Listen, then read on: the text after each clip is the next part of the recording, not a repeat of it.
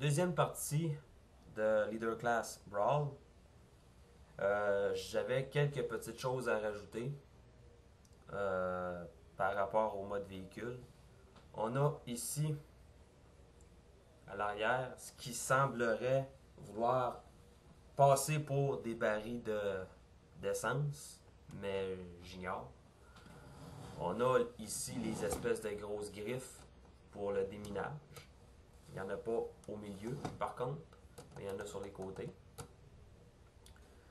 Euh, le mode robot est quand même, vu du dessus, est quand même bien dissimulé. Le seul problème, c'est ici, où ce que ça se gâte.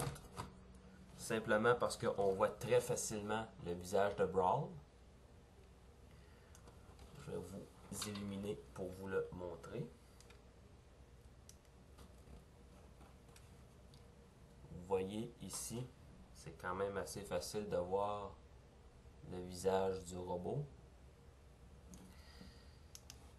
Et en dessous, on y voit presque tout le robot. On voit les jambes, on voit la cinquième roue qui est sur le poitrail du robot, qui sert à aider le roulement.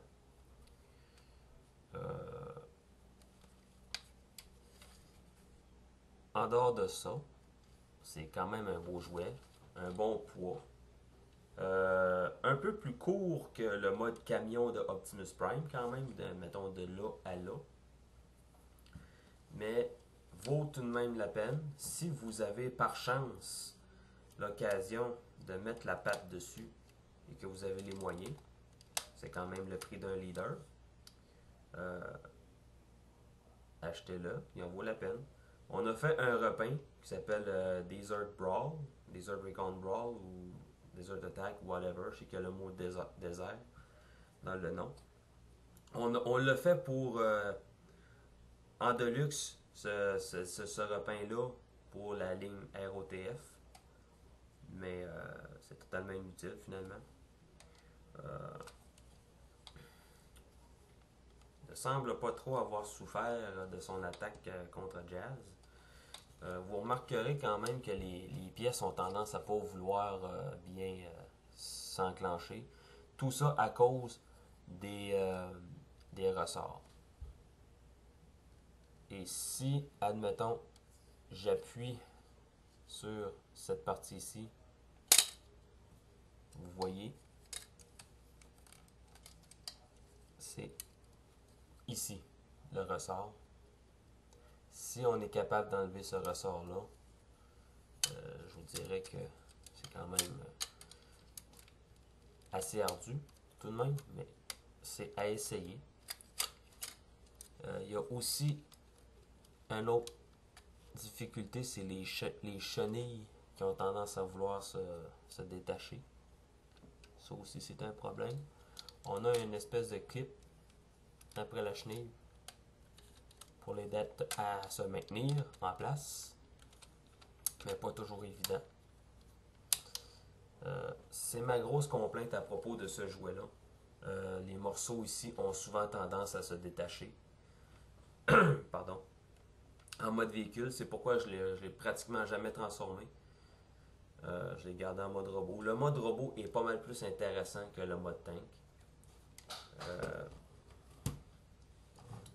Même Brawl en Deluxe a de l'air d'un nain en comparaison du leader. Pour ce qui est de Brawl en version Deluxe, ma grosse complainte pour le mode robot, c'est ces parties ici qui ont tendance à se détacher beaucoup trop facilement à cause de clips qui ne tiennent pas bien. C'est ça mon gros problème. On a tout de même un automorphe avec ce robot-là quand on le transforme. Et ça a rapport avec... est-ce qu'on en a un? Je ne m'en rappelle plus vraiment. Tout ce que je sais, c'est que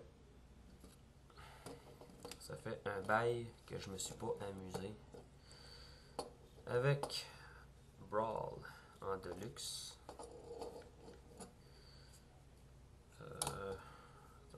peu. Je vais me démêler. Ce sera pas long, mes amis. Ce sera pas long. On va rabattre le bras par en dedans. Et voilà. Vous voyez, quand on se sert de la logique, une implacable logique, on vient à bout de tout. On a encore un autre ici. Même chose. Ici, les griffes ne sont pas du style automorphe.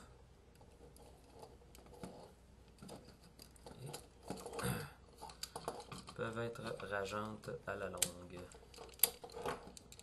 Le tout s'enclenche pratiquement bien à l'intérieur, là-dedans, les bras. On peut tourner, à l'exemple du leader, on peut tourner la tourette supérieure. Pour ce qui est de l'automorphe, oui, il y a un automorphe et l'automorphe, vous venez de le rater par ma faute. Quand on flippe la partie vers le haut, ça fait rentrer la tête à l'intérieur. Et ça fait redescendre les parties avant des chenilles. Ensuite, on peut tourner cette partie-là au complet, la reposer à l'intérieur comme ça. On va attendre avant, on va clipper les pieds. On va descendre ces morceaux-là comme ça et les redescendre comme ça. Ensuite, c'est parti ici. Ça ressemble quand même assez à l'autre, au gros, aux versions leader, sauf que c'est en deux parties plutôt que d'être en 1, 2, on va dire 3 sections. Voilà. Les deux tanks, côte à côte, c'est ce que ça donne. Le leader est plus pâle que le Deluxe. Le signe Decepticon est ici pour le Deluxe. Le leader là sur le côté du canon. Quand on regarde en dessous, même problème que le leader. Le robot est visible par en dessous, beaucoup. Et sur le dessus, quand on tourne la tourette, et même on peut le lever comme ça, on voit la tête du robot pareillement à ça. La seule différence, c'est que ici, j'ai pas cette partie-là, ici. Là, vous avez entendu Gizmo, mon chat, qui arrête pas de miauler depuis tout à l'heure pour que j'aille jouer avec.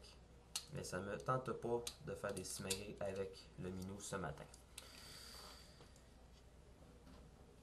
L'autre jouet avait pas de missile à tirer. Celui-ci en a un. Quand même bonne force. Aucun son, aucune lumière.